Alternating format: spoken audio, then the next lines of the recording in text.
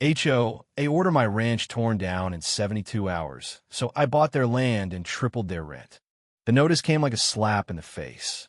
Taped to the gate of my family's ranch, a single sheet of paper declared that the Sunny Hills Homeowners Association, led by Karen HOA, had deemed my property an eyesore. I had 72 hours to tear down the barn, level the stables, and erase a century of my family's legacy or face legal action. My great-grandfather built this ranch with his bare hands, and now Karen, with her manicured nails and condescending smirk, thought she could erase it because it didn't fit her vision of a perfect community. I stood there, the Texas sun beating down, my blood boiling as I read her name, signed in flourish at the bottom. This wasn't just about a barn. It was personal. Karen HOA was the queen bee of Sunny Hills, a gated community that had sprung up around my ranch over the past decade. She strutted through neighborhood meetings in her designer suits, barking orders like she owned the entire county. My ranch, with its weathered red barn and grazing horses, was a thorn in her side, a reminder of a world she couldn't control.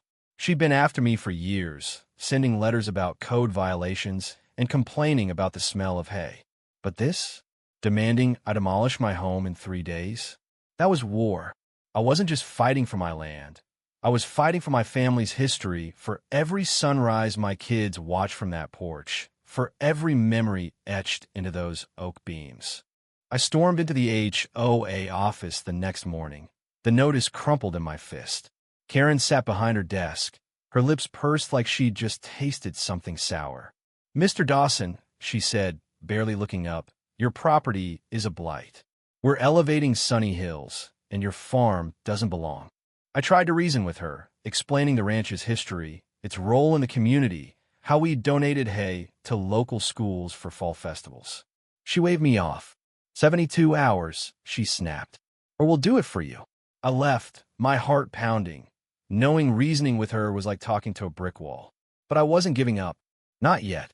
That night, I dug into the HOA's rules, poring over dusty bylaws and property records. That's when I found a loophole buried in the fine print. The HOA's authority stemmed from a land trust that controlled the surrounding properties, including the ground their precious clubhouse sat on. And that trust? It was up for sale. The owner, an elderly recluse named Mr. Hargrove, had been quietly trying to offload it for years. Karen and her cronies didn't know, but I did. By dawn, I contacted Hargrove, cashed out my savings, and made an offer. He accepted. Just like that, I owned the land under Sunny Hills. But there was a twist I didn't see coming. Enter Lila, the HOA's overlooked secretary, a quiet woman who'd been taking notes at every meeting for years. She slipped me a folder at a gas station, her hands trembling. "You need to see this," she whispered. Inside were emails, dozens of them, between Karen and a developer named Vince Caldwell.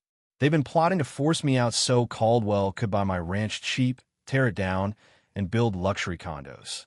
Karen wasn't just enforcing rules. She was orchestrating a land grab for profit. Lila, tired of Karen's bullying, had kept copies of everything.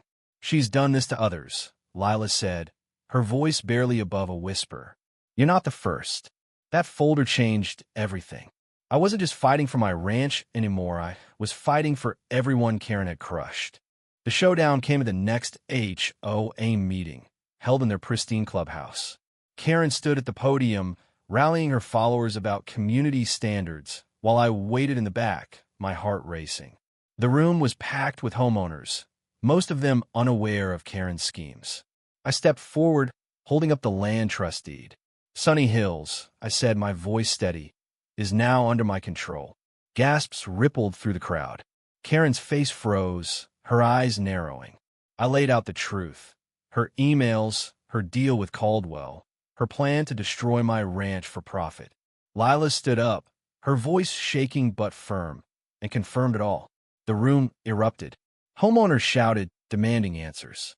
Karen stammered, her polished facade cracking. "This is outrageous," she shrieked, but no one was listening. Her reign was crumbling. The next morning, the bulldozers Karen had hired arrived at my ranch. She stood there, arms crossed, expecting to watch my world crumble. Instead, I handed her a new lease agreement. As the new landowner, I tripled the rent for every property in Sunny Hills, effective immediately.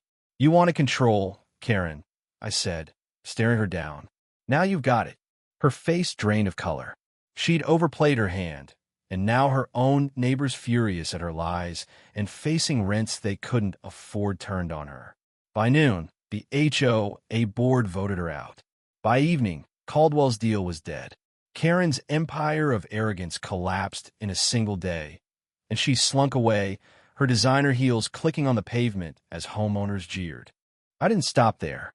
With the land trust in my hands, I lowered the rents back to normal for everyone except Karen's inner circle, who'd known about her scheme and stayed silent. They could pay up or leave.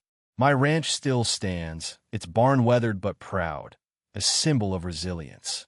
Lila, now a friend, helped me start a community fund to preserve local farms, ensuring no one else would face what I did. The sunrise over my porch feels sweeter now, knowing we fought and won. This isn't just my story, it's a reminder that greed and arrogance can't outlast heart and grit. What do you think? Was justice served? Or should I have pushed harder? Share your thoughts, because standing up to a bully like Karen starts with speaking out.